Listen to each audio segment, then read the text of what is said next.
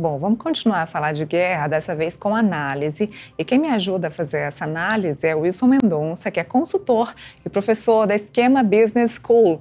Wilson, muito boa tarde, seja bem-vindo ao nosso Boletim Metrópolis. Boa tarde, é um prazer estar com vocês.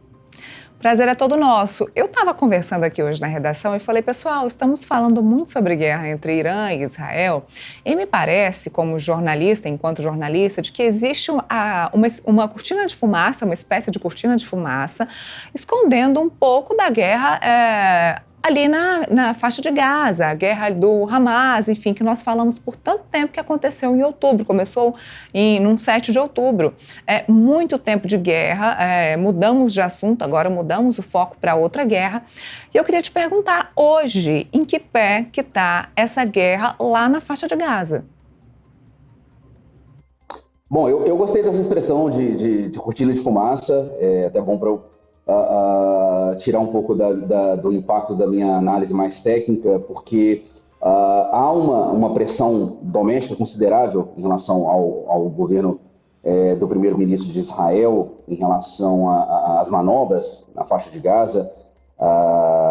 O prazo longo dessa guerra que está gerando desgaste tem sim uma pressão internacional considerável, muito além da pressão direcionada à questão do Irã. E Israel já enfrentava, a gestão de Netanyahu já enfrentava um desgaste também em diversos meios, sobretudo no âmbito político do departamento jurídico, em exclusivo. Essa mudança, também com essa bandeira de defesa da soberania, defesa da sobrevivência do Estado de Israel, dissuadindo qualquer tipo de enriquecimento de urânio que possa ser usado para fins bélicos do Irã, levanta um pouco a estima do governo, inclusive há um aumento do apoio da opinião pública israelense em relação a esse tipo de manobra.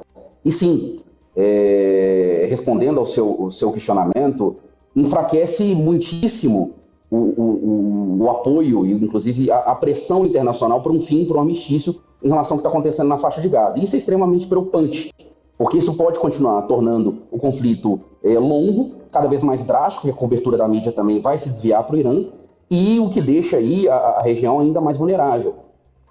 Porque nos parece que se tornou normal, se normalizou a guerra entre Israel e ali na faixa de Gaza.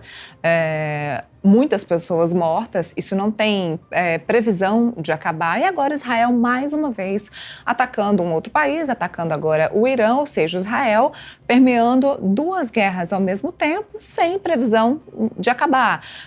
Qual é o objetivo de fato de Benjamin Netanyahu com essas duas guerras acontecendo de forma concomitante?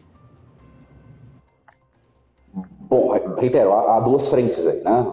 A primeira frente doméstica sim, um governo que estava aí com um apoio comprometido, não só em relação à opinião pública, né? Mas em diversos segmentos do âmbito político, de retomar um suporte selecionando um inimigo externo para fazer esse tipo de manobra. O segundo ponto é o próprio discurso que justifica a intervenção militar no Irã. O que também não é uma novidade, né? Porque esse tipo de processo em relação à ameaça da soberania israelense não acontece há pouco tempo em relação ao Irã, né? Ser disso aí que grande parte do suporte do Irã vai muito além de poucos vizinhos de Israel, né? A gente tem suporte em relação a grupos como Hamas, aos Houthis, enfim, ao próprio Hezbollah, no Líbano, o que o Israel tem respondido diretamente. Porém, a pontualidade dessa manobra diz muito sobre esse enfraquecimento doméstico de Israel. Contudo, esse apoio da opinião pública, principalmente, ele é um apoio que também tem um tempo de vida, né? Não quer dizer que a opinião pública vai sustentar isso em médio e longo prazo. Se essa guerra ela não tiver um período curto, com esse grau de assertividade, né, com esses ataques cirúrgicos, para gerar essa intenção de dissuadir, né, de finalizar esse programa de enriquecimento de urânio para fins bélicos do Irã, supostamente, aí isso vai ser um tiro no pé para o governo de Israel, né? Ele não vai conseguir sustentar isso por longo tempo. Essa é a grande preocupação agora, com base nos gestores que estão apoiando o primeiro-ministro israelense. Wilson, falamos agora sobre o ataque pontual de Israel ao Irã, mas a gente já sabe que existe esse programa de enriquecimento de urânio no Irã há muitos anos. Por que Benjamin Netanyahu resolveu fazer esse ataque justamente agora? O que significa esse timing? Perfeito, é justamente isso. O timing diz respeito a uma necessidade de ter um inimigo externo para conseguir desviar o foco do desgaste, da fadiga que está sendo gerada no conflito de Gaza. O segundo timing é justamente aproveitar o suporte da atual gestão americana nesse exato momento. Ou seja, o Irã estava em processo de negociação de um acordo nuclear com os Estados Unidos, e esse tipo de acordo, caso consolidado, ele poderia enfraquecer qualquer tipo de argumento de uma intervenção unilateral por parte de Israel. Então, a intenção foi justamente utilizar esse ataque antes da conclusão desse acordo, apesar de Israel fazer parte do Tratado de Não Proliferação, é importante deixar isso claro, mas a primeira gestão do governo Trump havia retirado Israel de um acordo que havia sido costurado na antiga gestão do governo Obama. Então, a intenção de Netanyahu, nesse momento, é justamente aproveitar esse time, desviar o foco, levantar um pouco mais de apoio doméstico em relação a esse tipo de manobra e também aproveitar o time em relação aos Estados Unidos, levando-se em conta que já há uma leitura também que, caso isso não ocorra num curto prazo, isso também teria um tempo de vida, porque há uma pressão doméstica considerável para sustentar esse tipo de manobra por parte dos Estados Unidos em relação a Israel. O presidente americano Donald Trump acabou falando sobre Vladimir Putin. Ele disse que Vladimir Putin deve ficar quieto, disse que ligou para Vladimir Putin e que Putin tem que ficar quieto, fazendo uma intermediação apenas na guerra dele, ali entre Rússia e Ucrânia, para não meter o bedelho dele no conflito entre Israel e Irã. Isso porque Putin já havia dito, na própria semana passada, que poderia ser um intermediador de uma conversa entre os dois países. Hoje, como está a guerra entre Ucrânia e Rússia? A gente viu falar de possibilidade de cessar-fogo por diversas vezes, isso não aconteceu de forma muito rápida, até num feriado, a última vez, se eu não me engano, foi num feriado na Rússia, um momento que inclusive o presidente Lula esteve por lá comemorando esse feriado com Vladimir Putin. Mas em que pé que está hoje esse conflito entre Ucrânia e Rússia? O conflito da Ucrânia com a Rússia, ele chegou no estágio de uma fadiga considerável, né? A gente não tem ali nenhuma movimentação expressiva de domínio de território novos, né? Em relação ao período, a gente pode colocar de mais de 1 ano e meio, e da mesma maneira de retomada por parte da Ucrânia em relação aos territórios dominados pela Rússia recentemente. O problema maior dessa questão, principalmente quando a gente fala de um desvio de foco, sobretudo em relação à cobertura midiática, é que a mídia hoje é um enorme grupo de pressão, né? Um grupo de pressão que pode se desdobrar em relação a diversos tomadores de decisão, principalmente estadistas, principais grupos financeiros, enfim.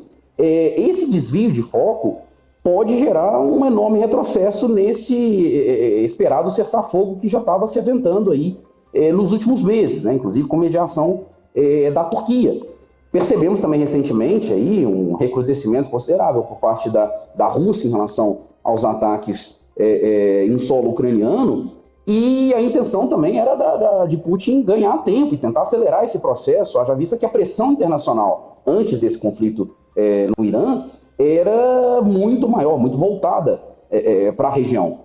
Isso arrefeceu, né? Desde do evento no Irã, percebe-se claramente que há um interesse muito maior da cobertura midiática em relação a isso, e sim, isso pode gerar aí uma negligência em relação à comunidade internacional na região e desfavorecer imensamente a possibilidade de a gente chegar em um acordo, em um cessar-fogo, pelo menos por agora. Agora, Wilson, ontem nós entrevistamos aqui no Boletim o embaixador de Israel, o Daniel Zonshine, e ele disse com todas as letras que espera que o presidente norte-americano Donald Trump acabe intercedendo aí nesse conflito para que ele seja resolvido. No caso da Rússia e da Ucrânia, a Ucrânia também vem sempre pedindo ajuda, essa intercessão aí de Donald Trump. Teve aquele episódio horroroso de discussão de Volodymyr Zelensky e Donald Trump com o vice dele, J.D. Vance, na Casa Branca, em que eles apenas discutiram, não chegaram a uma conclusão nenhuma, ou seja, Donald Trump é a única solução para todos esses conflitos? Bom, se realmente fosse a solução, grande parte desses conflitos já teria se dirimido, assim, né? Recentemente, né?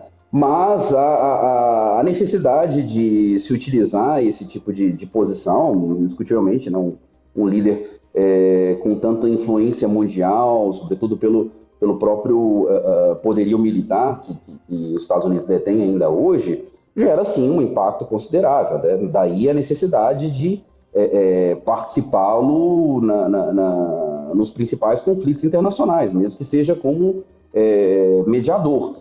Mas há também algumas limitações, né? Os estados eles acabam, por exemplo, a Rússia, por algum momento, manteve algum tipo de contato, mas estabelece aí uma distância de segurança, né? A Rússia também se manifestou recentemente em relação